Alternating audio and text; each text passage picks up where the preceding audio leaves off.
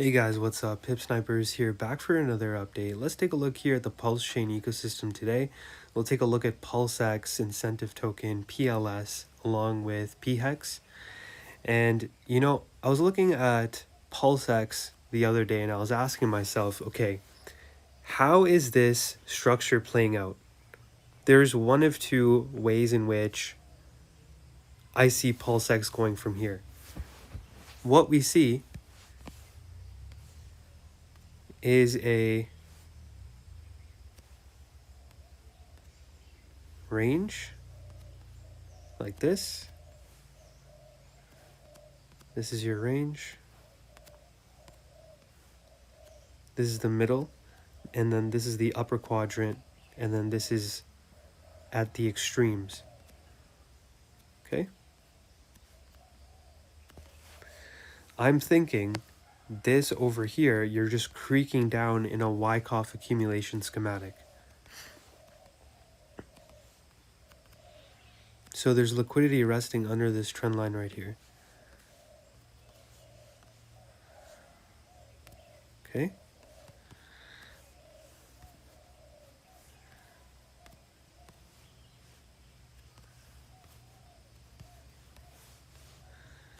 So price may do this and then come down like that.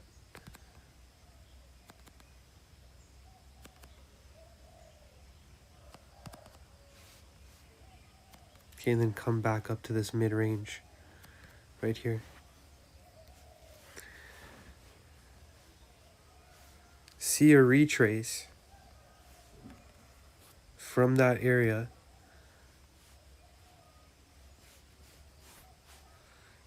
and then this is just a possible scenario. But in order to consider this, we would first need to see how price reacts if and when we get there. You don't want to be buying this falling knife here. You don't want to do that. You want to protect your capital. So what I would advise, not financial advice, but what I would advise you as someone who knows how to DCA into the market, don't buy this falling knife if and when we get this push down here, because there's a possibility that this isn't even a Wyckoff accumulation schematic, and this is actually a wave 1, a wave 2. So this is your 1, this is your 2, and then this is your 1, 2, 3, 4, 5, and your 3, right? Worst case scenario, right? You got to be prepared. So that's why I'm saying don't buy this falling knife. This is what I think. We're going to have a spring. So this would be considered your spring, your test, and then your markup phase. This is considered your creek. So you see how we're just creaking down slowly, up and down, trapping bulls and bears. Everyone's getting confused. Over here, everyone's pulling their hair out. Over here, it's saying, okay, yeah, we're going in. Richard Hart is the king. He's the best. He's amazing. But then over here, he's a scammer. He's the worst. Right? So I actually think the bottom is going to fall out, and we're going to have a spring here, because it doesn't make sense to just go up like that. I think it's going to follow Ethereum, and currently Ethereum is trending down, likely back to around 2,300. Let's take a look here at ETH.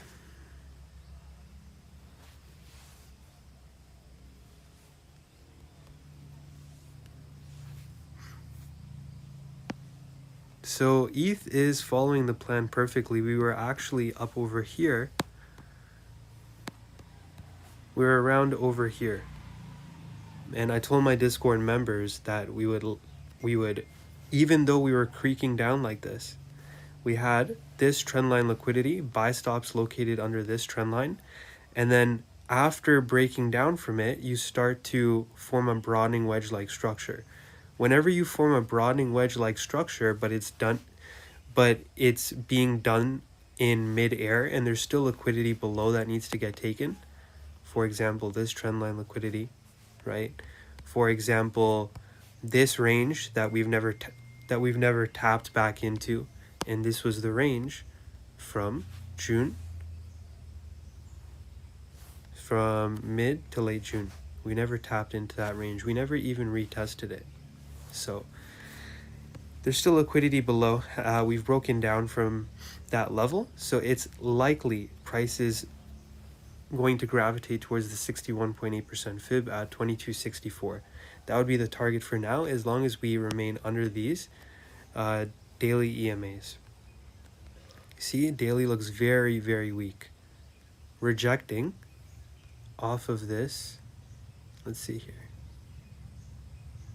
Let's take a look here at this.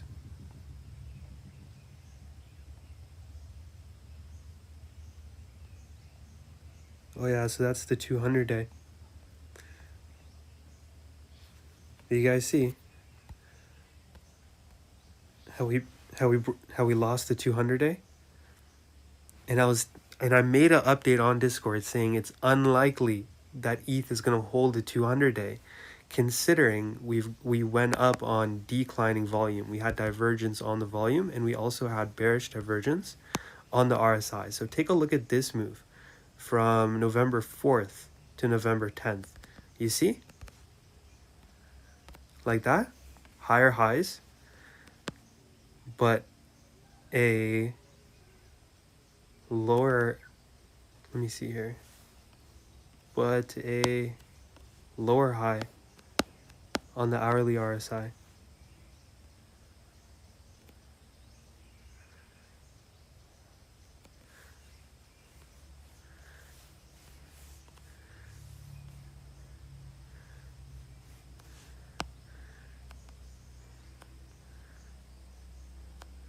Right there.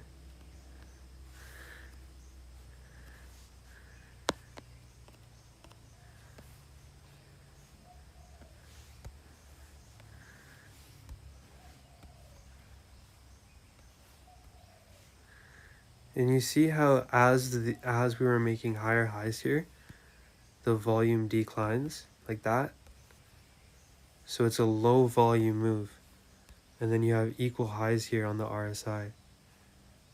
So from here to here.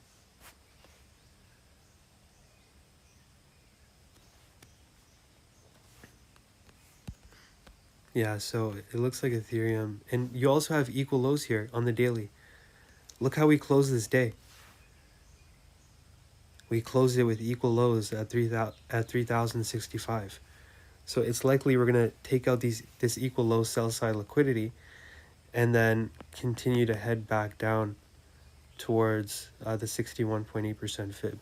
You know, there's something I wanted to point out, and it's that Ethereum looks much like the Russell 2000. Actually, every single move here mimics the Russell 2000 in regards to the fractal and the structure. Take a look.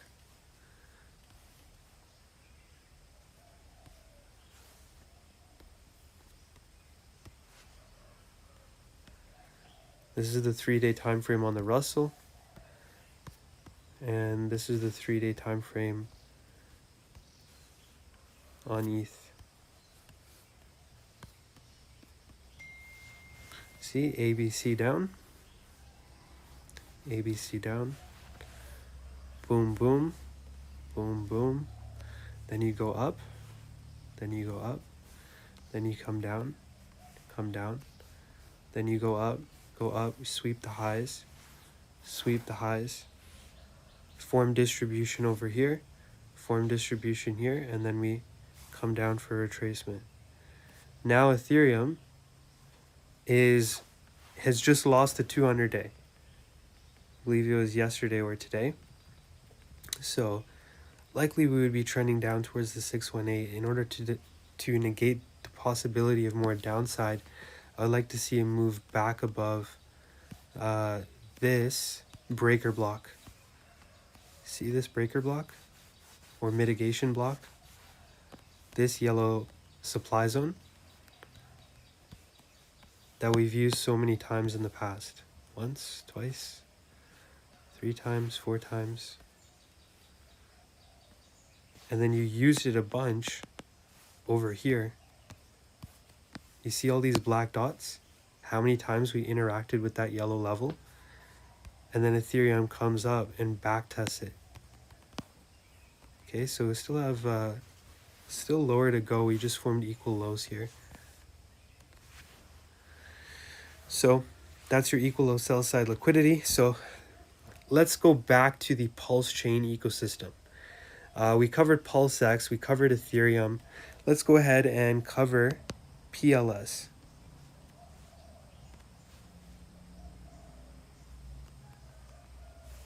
Okay, so it's still trending down. Now, I want to remind you guys, although you want to catch the pump and you don't want to miss the pump and you don't want to sell at the wrong time, that's totally understandable.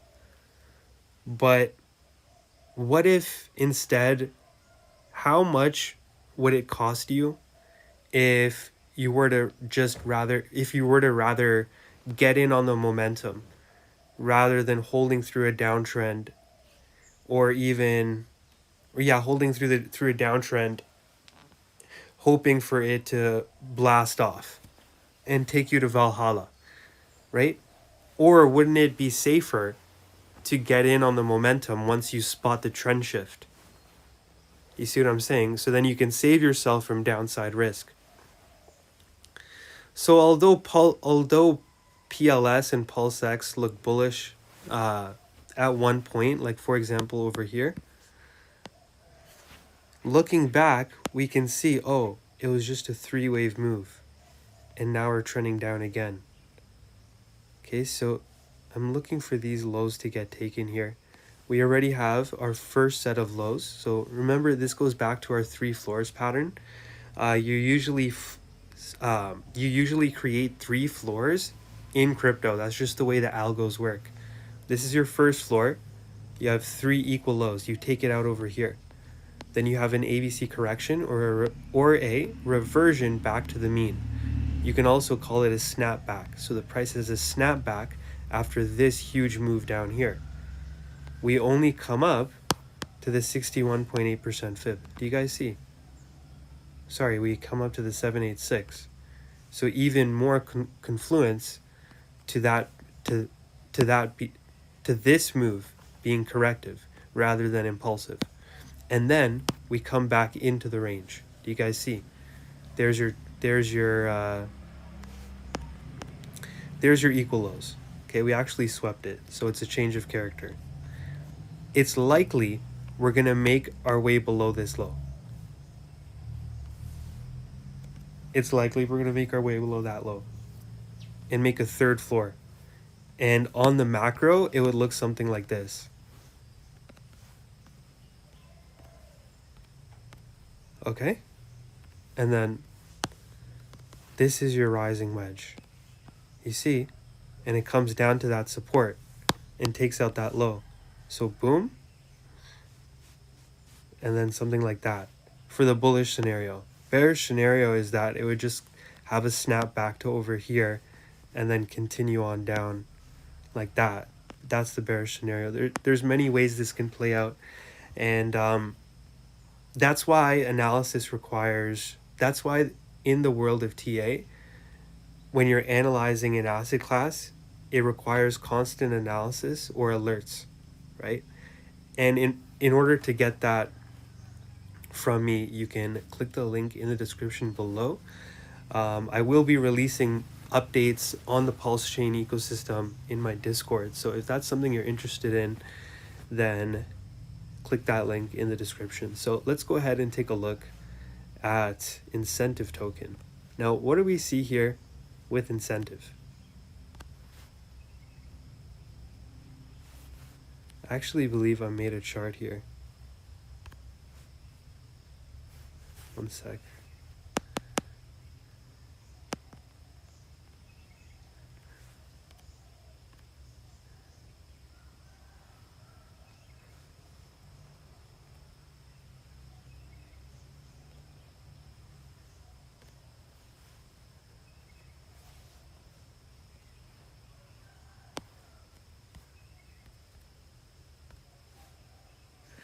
Okay, so this is incentive.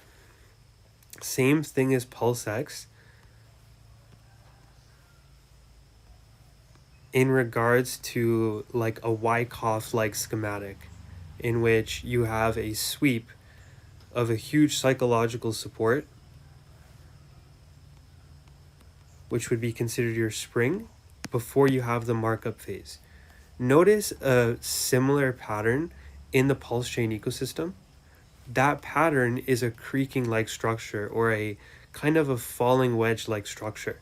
With PulseX has it, PLS has it, incentive token has it, and that's because that's considered a creak.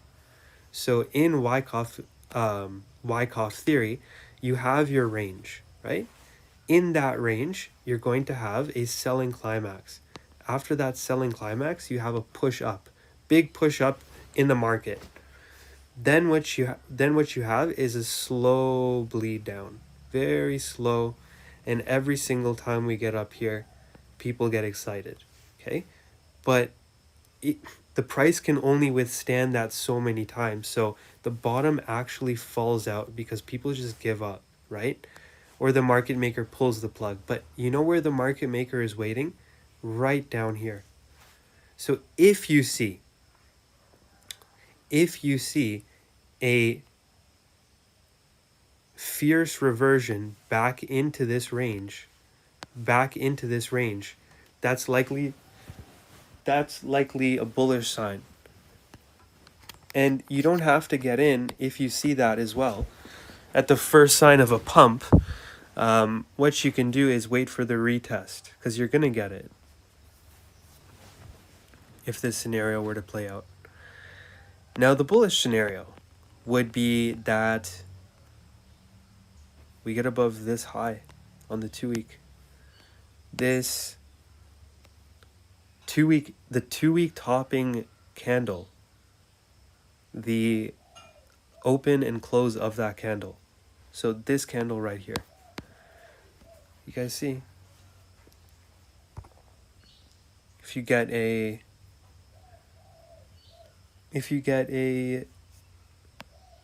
weekly close above that, or even a daily close, so far it's trending down. And let's take a look at Hex.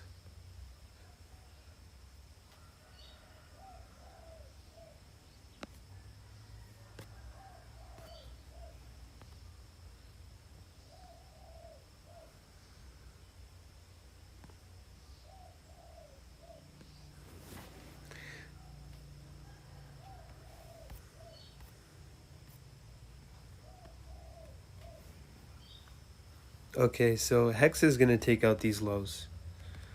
I'm very positive about that. Just the way it's looking. Because you see these lows, you have buys there. And it's just a perfect trend line, perfect diagonal trend line. Do you guys see? So what I'm thinking here is that it'll be a range sweep. And it will look like this.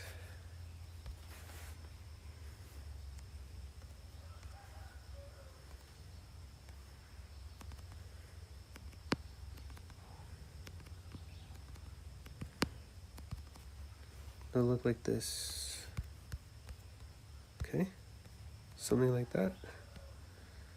May not go into negative territory, but it may come close to it.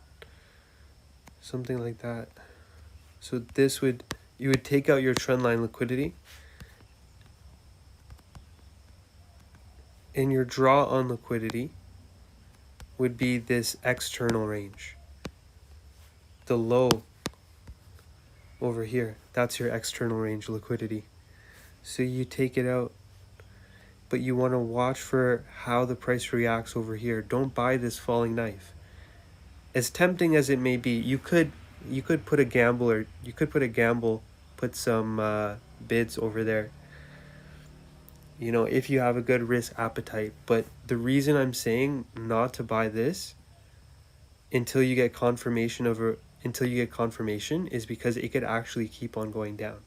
keep on going down, similar to what I was showing you with PulseX. So just be careful here. You want to see a retraction back into the range, and you want to see, even if you see this type of a move, don't get excited, because it's likely you're going to come back down to retest it. So then you buy this.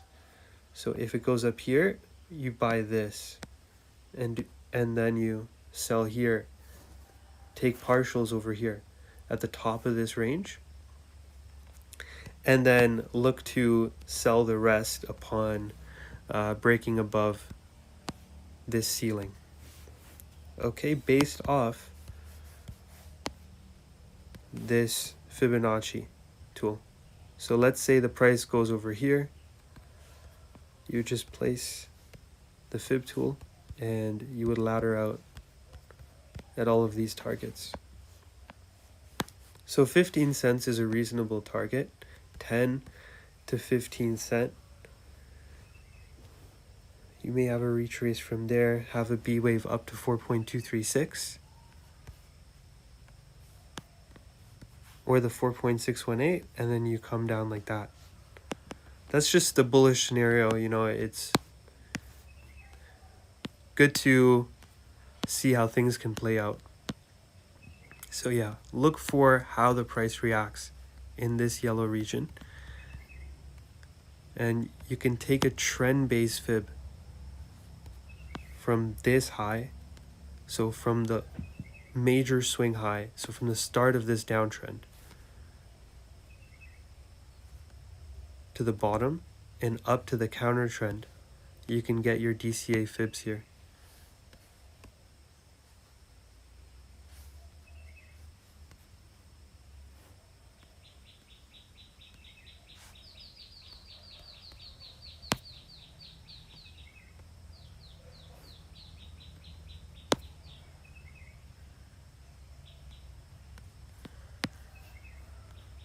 Okay, here are your DCA fibs.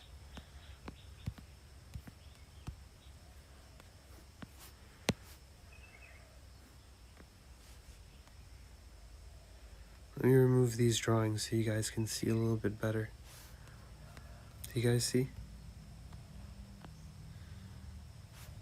But it may not look like that. It may not go down that low. It may just go down to around here. Oh yeah, it does make sense to go down that low. We could. And then you come up. So we're thinking that this is a rectangular range, right? And you're just gonna get a little sweep to around these fibs and then see a push up. But what if this is actually a descending channel and we just keep rejecting lower and lower and this bottom falls out? You guys see? So just be careful. You don't want to be buying a falling knife, especially in this ecosystem, considering all of the fundamentals of the fundamental events that have been recently occurring, and just the fact that Bitcoin is trending down, right? If Bitcoin is trending down, no retail trader is thinking, oh my god, I have to invest in PulseX. Let me log on to the bridge